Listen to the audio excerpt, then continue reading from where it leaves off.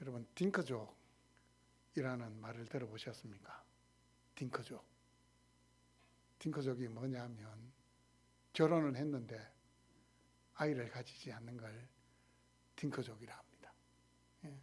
또 딩크족의 특징은 맞벌이 합니다. 재정적인 여유도 있는데도 아이를 가지지 않습니다. 그냥 결혼 생활해서 자기들만 잘 살기 위해서 아이를 가지지 않는 것을 딩크족 이렇게 이야기를 합니다. 요새는 의도적으로 아이를 안 갖는 부부도 있기는 합니다. 그런데 여러분, 3100년 전에, 이 본문의 사건이 3100년 전의 사건이거든요. 3100년 전에 아이가 없다. 어떻게 했습니까? 아이가 없다. 그건 이제 저주받은 인생입니다. 아이가 없는 건 저주받은 인생이 되는 겁니다. 그는 불행한 일입니다. 오늘 말씀해 보면 엘가나라는 사람이 앞에 이제 등장을 합니다. 엘가나가 누군가 하면 오늘 말씀에 이름이 등장하고 있는 한나의 남편입니다. 이 엘가나는 어떤 사람이냐? 오늘 말씀에 보니까 에브라임 산지에 살고 있는 사람이다. 이렇게 이야기를 합니다. 에브라임 산지에 살고 있으니까 이스라엘 에브라임 지파일 것이다. 그렇게 생각을 하겠지만 엘가나는 에브라임 지파 사람이 아니고 레위 지파 사람입니다. 그런데 이 엘가나가 레위 지파인데 왜 에브라임 산지에 살고 있느냐? 이런 의문을 가질 수가 있습니다. 여러분, 이스라엘 백성들이 약속의 땅 가나안에 들어가서 하나님이 지파들별로 땅을 분배합니다. 그때 레위 지파에게는 땅을 주지 않습니다. 왜냐하면 레위 지파는 영적으로 이스라엘을 지도하고 가르쳐야 될 제사장 지파이기 때문에 그들은 12지파가 들어가 있는 그곳에 흩어져서 그곳에서 영적 지도자의 역할을 하며 살았습니다. 그래서 이 엘가나는 레위 지파에 소속되어서 에브라임 지파에 가서 살고 있는 레위 지파 사람입니다. 그런데 이 레위 지파 사람인데 심각한 문제점이 발견이 됩니다. 여러분, 그게 뭡니까? 아내가 2명입니다. 여러분, 창세기 말씀을 보시면 태초에 하나님께서 이 땅을 창조하신 다음에 사람을 남자와 여자로 만들었습니다. 그러고는 남자와 여자가 짝을 이루는 결혼 제도를 하나님이 최초에 가정이라는 제도를 만들었는데, 하나님이 세우신 제도는 남편 1명, 아내 1명, 일부 일처제입니다. 그러면 일부 이 다처제의 문화는 어디서 왔을까요? 이건 하나님을 모르는 이방의 문화, 가나안 땅의 문화였습니다. 하나님의 백성들마저도 이 가나안 문화에 동화가 되어가지고 아내를 2명, 3명 가지는 일이 다반사로 일어나게 된 겁니다. 분명히 이건 잘못된 겁니다. 레위 지파 사람이 아내를 2명 가졌다. 있을 수가 없는 일입니다. 그런데 엘가나 입장에서는 이 핑계거리가 있습니다. 한나라는 어여쁜 아가씨와 결혼을 했는데 이 결혼 생활 동안 아이를 낳았겠습니까? 못 낳았겠습니까? 아이를 낳지를 못하는 겁니다. 그래서 이 엘가나가 2번째 아내인 우리는 첩이라 그러죠. 첩을 얻어가지고 이제 아이를 낳았습니다. 아이를 낳았는데 오늘 말씀해 보니까 낳은 아이가 1명이 아닙니다. 여러 명을 낳았습니다. 여러 명을 낳았습니다. 사정이 이렇다 보니까 자녀를 가지지 못한 원인이 누구에게 있습니까? 아내인 한나에게 있었던 겁니다. 아내인 한나에게 있었습니다. 우리나라도 조선시대까지만 하더라도 아주 고약한 법이 있었습니다. 칠거지약이라는 게 있었습니다. 아내가 남편에게 해서는 안 될 7가지 죄악이 있는데 그 죄악 가운데 하나가 뭐겠습니까? 아이를 낳지 못하는 것. 아이를 낳지 못하면 어떻게 해요? 집에서 쫓겨나는 거예요. 쫓겨나도 할 말이 없는 겁니다. 제가 볼 때는 아주 고약한 법입니다. 아주 고약한 법이에요. 여러분, 아이를 낳고 못 낳고 그 사람이 결정할 수 있는 일입니까? 아닙니다. 누가 하는 겁니까? 창조주 하나님이 하시는 겁니다. 창조주 하나님이 하시는 겁니다. 아이를 낳지 못하는 여인의 마음 누가 알 수 있겠습니까? 당해보지 않고는 알 수 없습니다. 그것도 아이를 낳지 못하는 것도 너무 서러운데 지금 어떤 상황입니까? 첩이 들어와서 아들 낳고 딸 낳고 그 첩에게 자식이 여러 명 있는 겁니다. 그러면 본부인이라고 할지라도 길을 펼 수 있겠습니까? 못 펴겠습니까? 본부인이라고 할지라도 길을 잘 못 핍니다. 그런데 오늘 말씀해 보니까 이 첩이었던 버닌나라는 이 여인이 자기가 이렇게 첩으로 들어와서 아이를 낳았으면 그냥 이렇게 조용히 살면 되잖아요. 그런데 어떻게 하고 있습니까? 첫 번째 부인이었던 이 한나를 괴롭히고 있는 겁니다. 괴롭히는 방법이 어떤 게 있을까요? 제가 말씀을 준비해서 한번 곰곰이 생각해 봤습니다. 어떻게 괴롭혔을까? 제일 큰 괴로움은 같이 있을 때에 어떻게 해요? 자기 아이들 이름을 부르는 겁니다. 성빈아, 영빈아 이렇게 부르면서 자기가 낳은 아들의 이름을 부르면서 이제 뿌듯하게.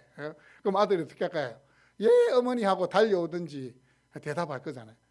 그걸 통해서 한나의 마음을 콕콕콕콕 찌르는 겁니다. 또 하나는 남편하고 같이 이렇게 있는 자리에서 이 남편 엘가나에게 우리 누구의 아이 좀 한번 좀 안아달라 뭐 이렇게 부탁할 수도 있고, 또 한나가 이렇게 옆에 있는데 자기 혼자말로 중얼중얼합니다.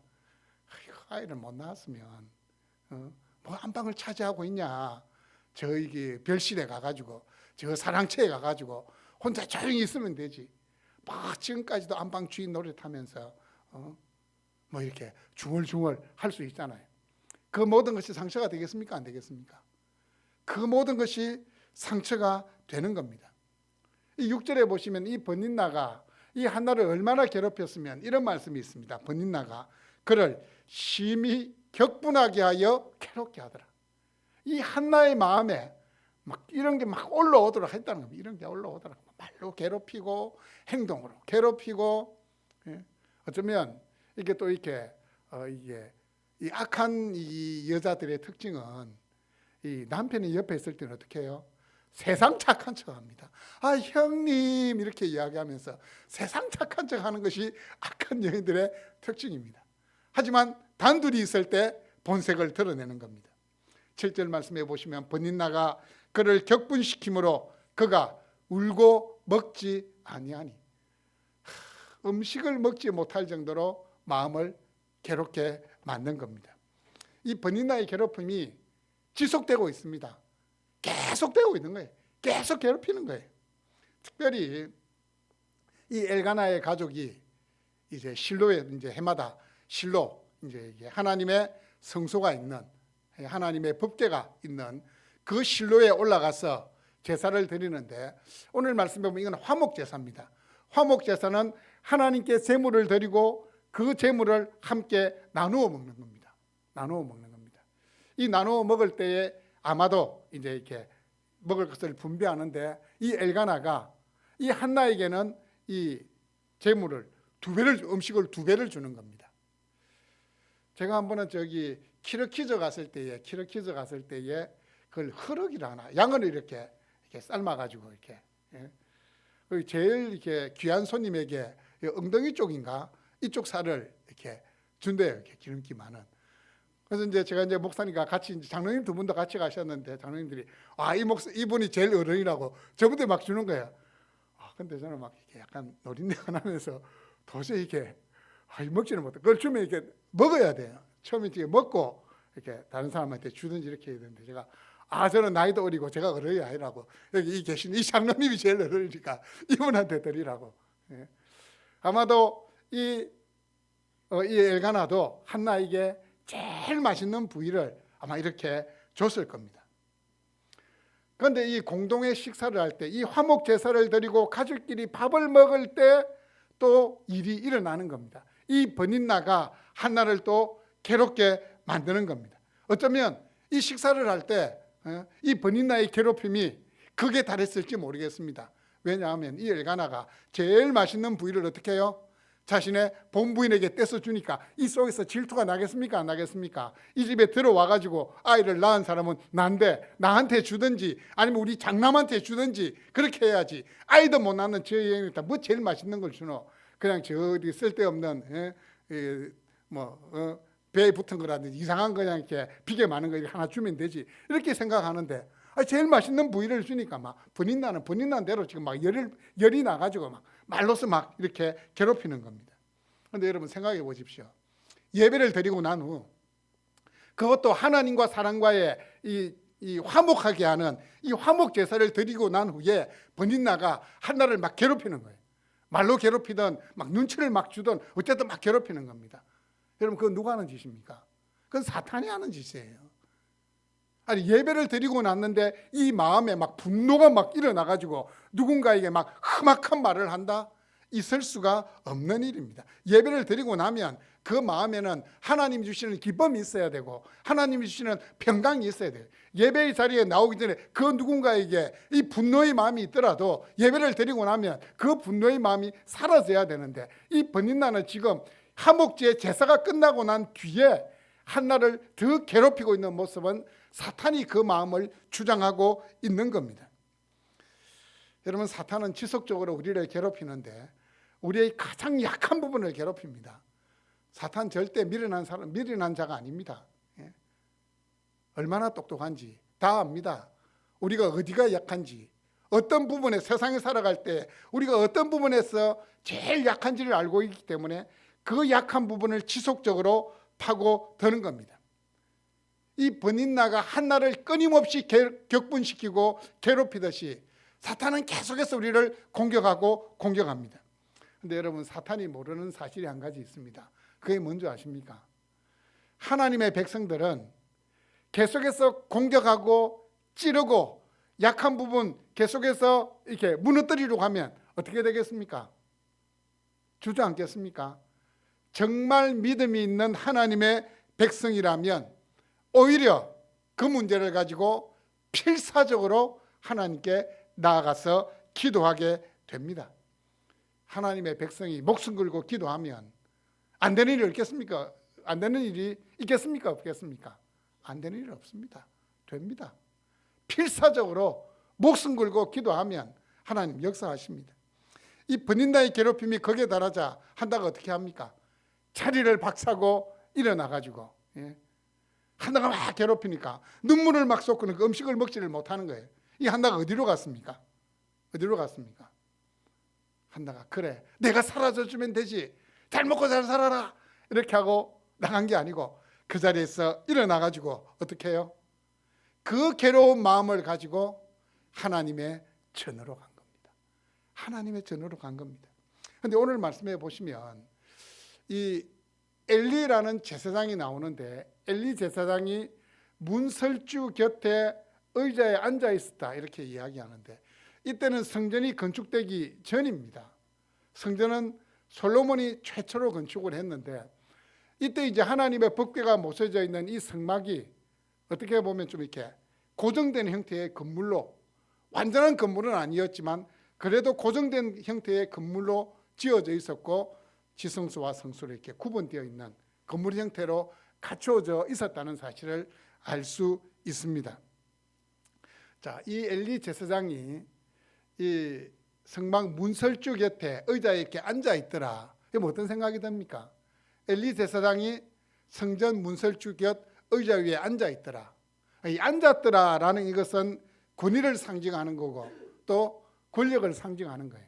다시 말하면 제사장으로서 자신의 이 사명을 감당하고 있는 것을 의자에 앉았더라 이렇게 볼 수도 있습니다. 그런데 또 한편으로는 이 앉았더라는 것은 어쩌면 엘리 제사장의 영적인 무지함을 드러내는 단어로 볼 수 있습니다. 왜 그런가 하면 이 사무엘상 이 전반부를 이렇게 읽어보시면 한나를 묘사할 때는 이런 단어가 나옵니다. 기도하고 서원하며 기도하며.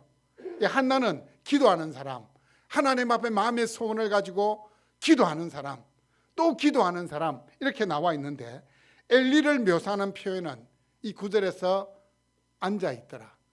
또 눈이 점점 어두워가서 처소에 누웠고 이런 표현을 사용하고 있습니다.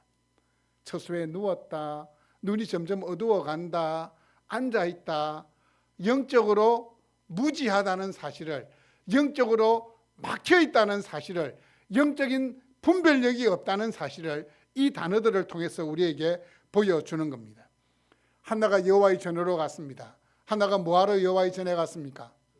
기도하기 위해서 갔습니다. 10절 말씀해 보시면 한나가 마음이 괴로워서 여호와께 기도하고 통곡하며, 여호와께 기도하고 통곡하며, 이 10절에 괴로워서, 괴롭다라는 단어가 나오는데, 여러분 이 괴롭다는 단어가 룻기 말씀해 보면 이 나오미가 이제 고향 베들레헴으로 돌아와 가지고 여호와께서 나를 괴롭게 하셨다, 이제 내 이름을 어떻게 해요? 마라라 부르라. 그 마라라는 단어가 바로 이 괴로워서 하는 단어가 꼭 같습니다. 똑같은 단어를 사용했습니다. 이방 땅에 자신의 남편과 두 아들을 묻었던 그 나오미의 마음하고, 아들을 낳지 못해서 끊임없이 첩으로부터, 둘째 부인으로부터 괴롭힘을 당하고 있는 이 한나의 마음이 같다는 겁니다. 동병상련. 그만큼 지금 한나의 마음이 무너져 있다는 겁니다. 무너져 있다는 겁니다. 여러분 마음이 괴로울 때 여러분 어떻게 하십니까? 마음이 너무 괴롭다. 여러분 어떻게 하십니까? 예? 어떻게 하십니까? 유행가 뽕짝 크게 틀어놓고 막, 예? 여러분 마음을 이렇게 달랩니까? 아니면 맛있는 음식 주문해가지고 막 먹는 것으로서 여러분 괴로움을 달랩니까? 여러분 마음이 괴로울 때 어떻게 하십니까?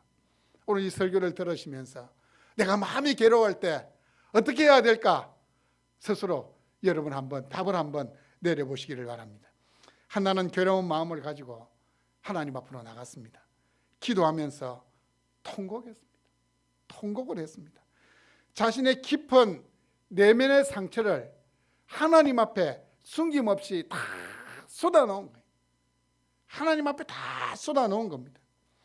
여러분 하나님의 자녀인 우리가 이 세상에서 사용할 수 있는 가장 강력한 무기는 기도입니다. 여러분 꼭 기억하십시오. 우리가 이 세상에서 사용할 수 있는 가장 강력한 무기는 나에게 있는 재물도 아니고, 나에게 있는 권력도 아니고, 인맥도 아니고, 그것은 바로 기도라는 사실을 꼭 기억하셔야 됩니다. 기도는 연약한 자들의 하소연이 아닙니다. 만유보다 크신 하나님께 나 자신을 맡겨드리는 것이 기도입니다. 그리고 오직 하나님만이 해결해 주실 수 있다는 이 절대적인 믿음을 가진 자만 기도할 수 있고 하나님 앞에 가서 통곡할 수 있습니다. 예전에는 이 새벽 기도의 시간에 이렇게 가보면, 제가 이제 전도사 때나 강도사 때나 한 20년 전, 30년 전의 이야기입니다. 30년 전, 20년 전은 이렇게 새벽 기도 가보면 울며 기도하는 사람이 그렇게 많았어요. 심지어는 막 통곡하며 기도하는 사람도 진짜 많았습니다. 그런데 이 세월이 점점 흘러갈수록 우리의 기도가 너무 고상해지는 것 같습니다. 너무 고상해져요. 제가 앞에 이제 사역했던 교회 여러분도 아시다네요. 거기 왜 새벽 기도 가보면 분위기 어떻습니까? 분위기 어떻겠습니까? 조용합니다. 심지어는 어떤 목사님이 이제 새로 사역을 시작하면서 이렇게 자신을 이렇게 소리 내어서 기도하는 게 습관이어서 막 소리 내서 기도했더니만 어떤 장로님 돌아가셔서 장로님 와서 옆구리를 쿡쿡 찌르면서, 목사님, 우리 교회는 조용히 기도하는 것이 전통입니다. 또 심지어는 어떤 분이 기도하거나 어떤 쪽지를 적어가지고 시끄러워서 기도가 안 됩니다. 근데 여러분 제가 알잖아요. 제가 새벽 기도하면 보잖아요. 한 번씩 제가 이렇게 보면 70-80% 졸고 있습니다. 졸고 있어요. 졸 수밖에 없어요. 그래서 여러분 기도할 때는 소리 내서 기도해야 됩니다. 소리를 내야 돼요. 소리 안 내면 70% 80% 새벽 기도 나서 졸입니다. 졸 수밖에 없죠. 5시, 4시 반, 5시에 일어나가지고 앉아있는데 졸음이 안 오면 비정상입니다. 물론 진짜 마음이 너무 궁급하고 괴로우면 그 괴로움 때문에 졸음이 안 오겠지만 대부분 안 그렇잖아요. 그럼 그 자리에 와 있으면 그냥 졸게 되어 있습니다. 때로는 통곡하며 기도하거나 아니면 이렇게 또 방언으로 기도하면 원래 함께 기도할 때는 좀 절제를 해야 돼요. 이 사람이 나갔다 싶으면 그때 이제 방언으로 자기 혼자 막 기도해도 상관이 없는데, 근데 우리가 막 이렇게 소리 내서 기도하거나 막 울면서 통곡으로 기도하면 사람들이 뭐라는 줄 아십니까? 뒤에서 수근거립니다. 지 혼자 기도하나? 하나님이 기가 먹었나? 그냥 기도해도 되는데. 하나님 기가 먹었습니다. 하지만 하나님, 우리가 마음의 답답함, 이 괴로움을 울부짖어 기도하는 것 하나님 원하신다니까요. 이 한나가 보십시오. 마음이 얼마나 괴로웠으면 가서 통곡을 하겠습니까? 통곡을 하겠습니까? 이 통곡하는 기도 이해하지 못하고 소리 내어서 기도하고 간절히 기도하는 것 이해 못하는 사람들은 죄송하지만 아직 인생의 쓴맛을 덜 봤습니다. 자신도 인생의 쓴맛을 보게 되면 그렇게 기도할 수밖에 없다는 사실을 기억하게 될 겁니다. 요즘은 기도원 다 이렇게 기도원 찾아가는 분들이 없어가지고 이 문 닫는 기도원들이 많은데, 20년 30년 전에 기도원에 한 번씩 가보면 그 산에서 주야 하는 소리가 막, 여기서도 주야 저기서도 주야 주야 주야, 얼마나 소리가 큰지, 그 소리가 얼마나 절박한지, 얼마나 간절한지. 그때 우리 한국 교회가 부흥하던 시기였어요. 역사가 일어나던 시기였습니다. 그런데 기도의 불이 꺼지고 기도의 소리가 작아지니까 우리는 살기 편해졌지만 영적으로 너무 어두운 시대가 지금 되어가고 있습니다. 통곡이라는 이 단어를 통해서 지금 한나가 가지고 있는 이 고통의 깊이가 얼마나 깊은지를 우리에게 보여주고 있는 겁니다. 한나는 소위 말하는 서원기도를 했습니다. 여러분, 서원기도라는 게 뭡니까? 하나님, 이 기도를 들어주시면 이렇게 하겠습니다라고 약속하는 것이 서원기도입니다. 하나님께서 나에게 부어주신 그 은혜를 감사하고 기억하기 위해서 하나님께 어떤 헌신을 약속하는 것이 서원기도인데, 근데 여러분, 서원기도는 어떻게 보면 믿음이 좀 약한 사람이 하는 기도가 서원기도입니다. 서원기도입니다. 근데 이 11절의 한나의 서원기도를 보면 이 한나가 얼마나 절박하고 간절한 마음으로 기도하고 있는지를 알 수 있습니다. 아들을 주시면 아들을 어떻게 해요? 하나님께 드리겠다고. 물어보지도 안 하고, 아들에게는 물어보지도 안 하고 하나님께 드리겠다고. 우리 어머니하고 똑같습니다. 우리 어머니 저희한테 물어보지도 안 하고 서원기도를 하신 거예요. 하나님께 드리겠다고. 하나님께 드리겠다고. 한나도 똑같이 사무엘을 하나님께 드리겠다 이렇게 서원기도를 하고 있습니다. 그리고 이 간절한 마음을 주의 여종이 말씀에서 3번이나 반복하면서 주의 여종, 저는 아무것도 아닌 종입니다. 할 수 있는 게 아무것도 없습니다. 주인 되시는 하나님이 나에게 은혜를 주셔야 됩니다. 그 마음이 주의 여종. 주인 되시는 하나님께 내 인생의 운명이 걸려 있습니다라는 간절한 마음을 표현하는 것이 주의 여종이라는 이 단어입니다. 한나의 기도에는 하나님께서 자신의 기도에 반드시 응답해 주실 것에 대한 소망이 있고 확신이 담겨져 있습니다. 그것을 보여주는 단어가 뭐냐면 돌보시고 기억하사 잊지 아니하시고, 이 거의 같은 의미입니다. 같은 의미인데 다르게 표현한 거예요. 돌보시고 기억하사 잊지 아니하시고, 나의 마음의 답답함과 공고함을, 내 인생의 이 괴로움을 하나님 제발 외면하지 마시고 돌봐 주시옵소서라는 이 믿음을 담아서 돌보시고 기억하사 잊지 아니하시고 라는 이 단어들로 하나님의 자비를 구하는 기도를 올려드리고 있습니다. 성경은 한나가 오래 기도했다고 말씀합니다. 여러분, 오래 기도한 게 얼마인지는 알 수 없어요. 여러분 생각에 오래 기도하였다는 게 시간 얼마 정도 기도한 것 같습니까? 한 3시간, 4시간 정도는 기도해야 오래 기도했다, 그렇게 이야기할 수 있지 않겠습니까? 여러분 혹시 기도의 자리에 앉으면 어느 정도 기도하십니까? 이 신앙생활 처음 하고 이제 내가 기도하겠다 이 생각하고 기도하잖아요. 열심히 기도했는데 눈을 뜨면 몇 번 지났겠습니까? 5분밖에 안 지납니다.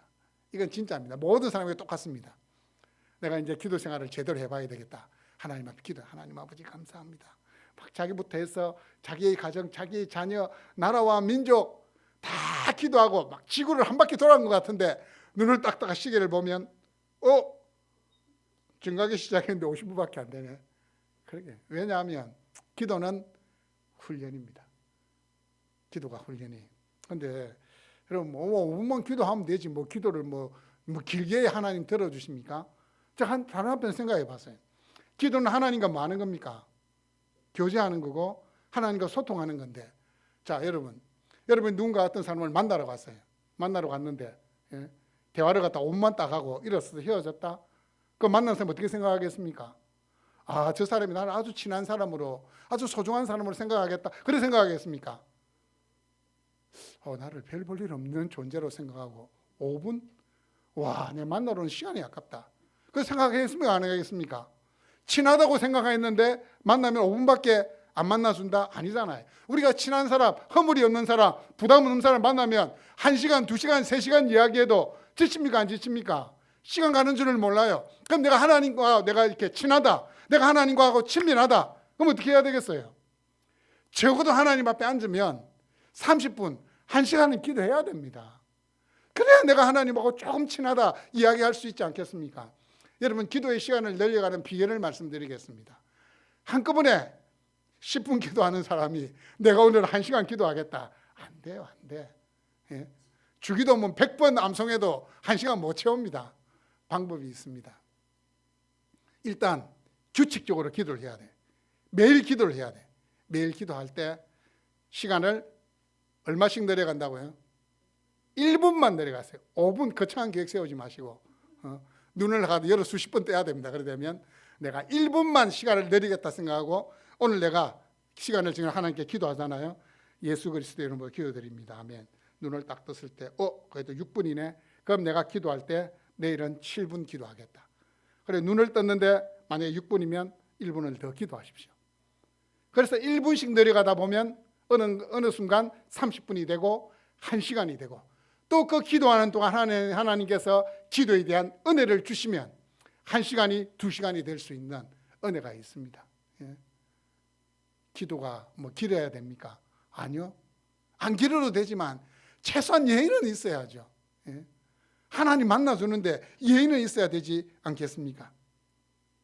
그리고 여러분, 기도할 때는 항상 소리내서 기도하십시오. 오늘 말씀을 보십시오. 한나가 기도할 때 순서가 어떻게 됩니까? 울고 통곡하며 기도하는, 통곡하며 소리내어서 기도하다가 마지막에 어떻게 돼요? 입술만 달달달달 떨리는 속으로 기도하고 있는 거잖아요. 기도를 해보면 처음에 막 소리내서 기도하다가도 이 기도가 깊어지면 30분이 지나고 1시간이 지나면 기도가 어떻게 바뀔까요? 소위 말하는 묵상 기도로 되는 겁니다. 조용하게 하나님께 집중해서 기도하게 되는 겁니다. 첫 시작은 뭐라고요? 소리내서 기도하는 겁니다. 오늘 설교 마치고 또 이거 함께 기도하는 시간을 가질 텐데 여러분의 목소리가 여러분의 귀에 들리도록 소리내어서 기도하시기 바랍니다. 소리내서 기도해야 되는 겁니다. 이 한나가 이제 오랫동안 기도하면서, 여러분 오랫동안 기도하는데 1시간이고 2시간이고 3시간이고 주야 하고 기도할 수 없잖아요. 오랫동안 기도하는 모습을 이 엘리 세상에 가만히 이렇게 지켜본 모양이에요. 처음에는 막 주야 하고 막 기도하다가 좀 있으니까 막 입술만 달달달달달 이렇게 떨리면서 뭐 이렇게 조용히 기도하고 있으니까 이 엘리 세상이 이 한나를 가만히 있다 보면 뭔 생각했습니까? 저거 아무래도 술 취한 것 같다. 처음에 막 발광을 하면서 막 기도하더니만 좀 지나니까 그냥 머리만 이렇게 머리만 막 덜덜덜하겠죠. 이제 분명히 술 취했다. 왜 이렇게 생각할 수 있냐면 화목 제사가 끝나고 화목 제물을 먹을 때에 이스라엘 백성들은 물 대신 포도주를 겸하여 마십니다. 아마 저거 화목 제사 끝나고 공동 식사하면서 포도주 좀 과하게 해가지고 술이 취한 것 같다. 그래서 엘리 제사장이 한나인데 가서 그렇게 이야기합니다. 네가 언제까지 취하여 있겠느냐? 포도주를 끊어라. 어디 술에 취해가지고 성전에 들어와서 기도하고 있느냐라고 말한 겁니다. 한나의 간절한 기도에 대한 이 반응은 축복이 아니고 뭡니까? 제사장의 오해와 책망이었습니다. 한나가 하나님께 간절히 기도하는 일에 장애물이 된 게 누굽니까? 엘리 제사장입니다. 하나님의 일을 하고 있는 그 제사장이 이 한나가 기도하는 일에 있어서 장애물이 된 겁니다. 그것도 이 성전에서 하나님과 사람 사이에 중보자 역할을 하는 제사장이 지금 자기가 왜 무엇 때문에 이렇게 기도하는 줄도 모르고 포도주를 끊어라, 술 취해가지고 어디서 기도하느냐 이렇게 이야기하고 있습니다. 이 엘리 제사장의 영적인 무지함을 단적으로 보여주는 것 뿐만 아니고 제사장이 이만큼 영적으로 무지하다는 건 이 엘리 제사장이 살던 그 시대가 깜깜한 어둠의 시대였다는 사실입니다. 여러분, 적어도 제사장이라면 일반 백성보다는 더 높은 영적인 민감함을 가지고 있어야 되는 겁니다. 기도하는 일에 있어서도 어쩌면 방해되는 사람이 장애물이 함께 기도하는 사람일 수 있습니다. 한나가 이렇게 대답합니다. 나는 마음이 슬픈 여자라. 포도주나 독주를 마신 것이 아니요 여호와 앞에 내 심정을 통한 것뿐이오니 당신의 여종을 악한 여자로 여기지 마옵소서. 내가 지금까지 말한 것은 나의 원통함과 격분됨이 많았기 때문이니이다. 마음이 슬프다, 심정을 통했다, 원통함과 격분함, 이 단어들은 이 지금 한나의 마음이 어떤지를 보여주는 단어들입니다. 이 아이를 낳지 못하는 것으로 인해서, 이 번인나에게 무시당하는 것으로 인해서 그냥 놔둬도 마음이 슬픈데, 괴로운데 계속 괴롭히니까 원통함, 격분함이 가득 찼다라고 조분 차근차근하게 설명하고 있습니다. 자, 여러분 같으면 마음이 너무 괴로워가지고 기도하고 있는데 제사장이 와서 쿡 찌르면서 포도주 끊어라, 어디 술 취해가지고 지금 와서 지금 중하고 있냐, 이런 말하면 여러분 어떻게 하겠습니까? 물론 제사장이니까 권위가 있으니까. 그런데 아마 속에서 이런 게 막 올라올 수도 있습니다. 제사장이 돼가지고 내가 뭐 때문에 기도했는지도 몰라요? 뭐 이렇게 막 쏘아붙일 수도 분명히 있습니다. 그런데 오늘 말씀해 보니까 하나는 그 톤이 아닙니다. 차분하게 그냥 이야기하고 있는 겁니다. 반대로 여러분은 마음이 너무 괴로워가지고 막 이렇게 마음이 막 타오르고 죽겠는데 목사인 제가 아이고 집사님 왜 그러세요? 그만한 문제로 왜 그러세요? 하든지, 아니면 뭐 여러분에게 가지고 있는 기도의 제목이나 문제에 대해서 이렇게 맞장구를 안 치준다. 그럼 여러분 마음에 어떤 생각이 듭니까? 에휴, 목사님이 돼가지고 영적으로 좀 깨어 있어야지. 그것도 모르나?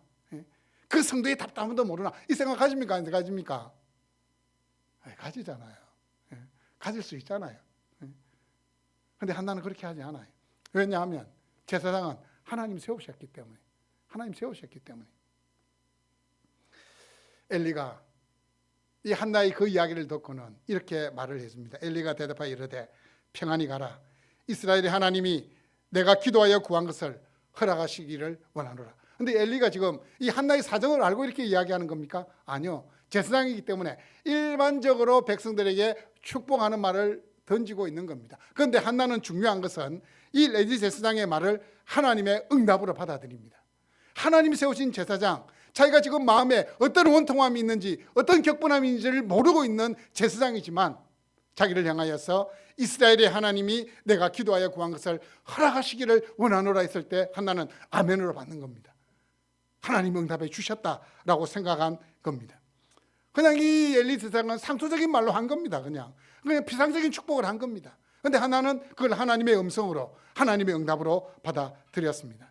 어쩌면 이 한나와 이 사무엘과 엘리 제사장이 일어난 이 사무엘상 초반에 나오는 이 말씀들에 있어서 엘리 제사장이 제사장다운 면모를 보여주는 유일한 모습입니다.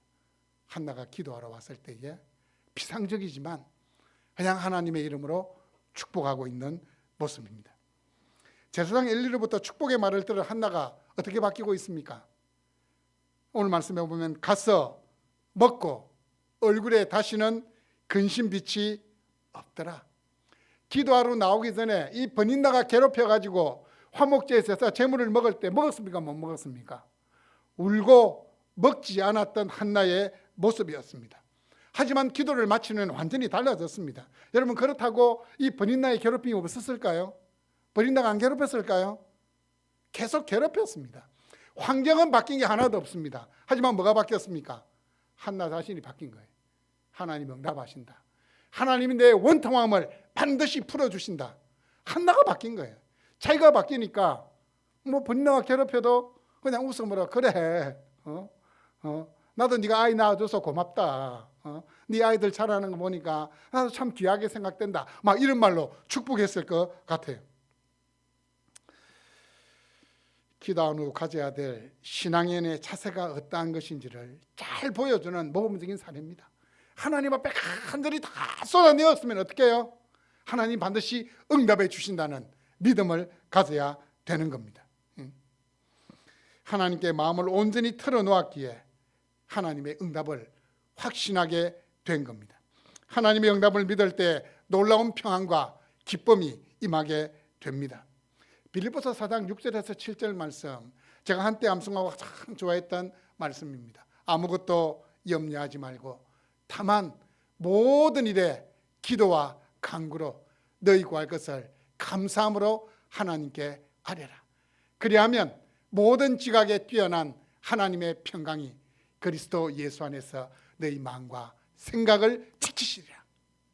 너희 마음과 생각을 지키시리라. 사랑하는 여러분, 한나가 아이를 낳지 못한 것은 하나님의 저주가 아닙니다. 그들을 신앙적으로 연단하고 성숙시키려는 하나님의 계획을 이루는 통로로 사용하시기 위함입니다. 우리 인생길에 장애물이 있을 수 있습니다.